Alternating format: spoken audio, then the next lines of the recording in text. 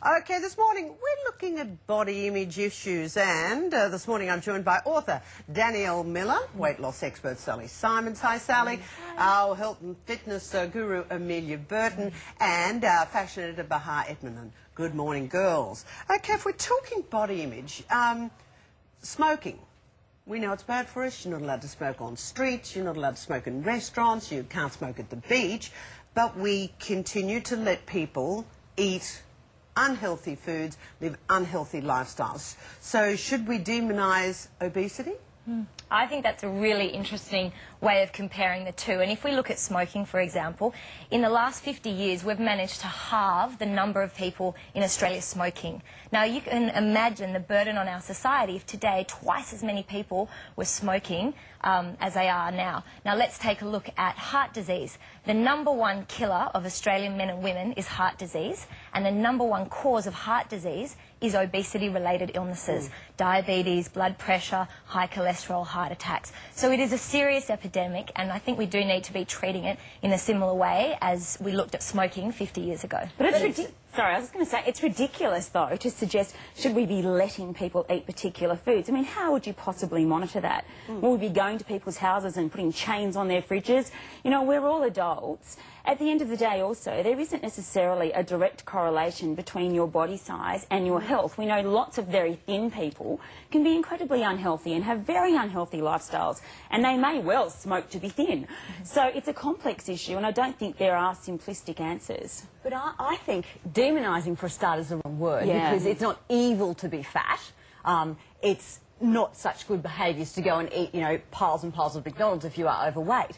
But the issue is that we are surrounded by, to lose weight you must go on a diet, whereas in actual fact diets are really, really unsuccessful in terms of long-term weight loss.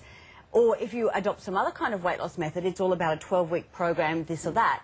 It's telling people what they should do, and people can't stick to it. The issue is, you know, there's no one-size-fits-all quick-fix plan for what's in your head. But giving up smoking is, they say, harder than giving up heroin. We will as a society, very easily tell people, you're smoking, that's bad for you, you should give up. But we are not so willing to say, you're fat, in fact, you're obese, and that's just as unhealthy for you. Oh, I don't know. I just think that you're... First of all, but we don't say that. And if we do say that, we're struck down by lightning. The other thing is that what do you do? With obesity, there are many contributing factors, and it might be someone who's sitting at home eating piles of pavlova, or it may be that someone is overeating good food. You can get fat from both things, but cigarette smoking is very, very precise. You know that they're taking one toxic substance. So to demonise fat is just one other problem for a woman to deal with. One other body issue. Is being obese or very large good or bad for you? But also, is it good or bad? It's bad for your health. But is it good or bad for you? Being obese isn't healthy. Okay. It's bad for you. Okay. It's bad for you, but can not die. demonic. Yes. But it's bad for you psychologically as well. Yeah, but Kerri-Anne, you also also your body made the dies. point. That's a fairly big part on the scale. 1 to 10 dying sort of works for me. When you think of heart disease being the #1 killer in Australia, and then followed by diabetes. Yeah, and well, that is a part of heart disease, and you think that obesity-related illnesses cause that. But there needs to be a cultural shift, and you're absolutely right, Bahar.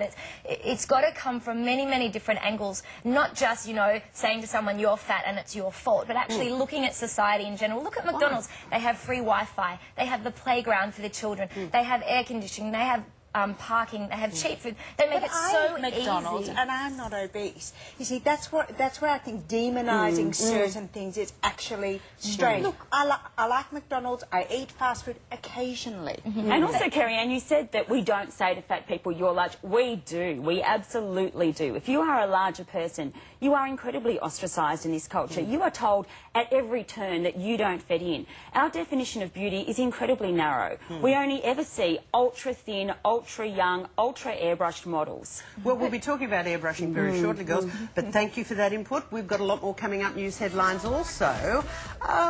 Again, we're talking diet, why women sometimes feel guilty about giving up their diet, in fact more so than they do cheating.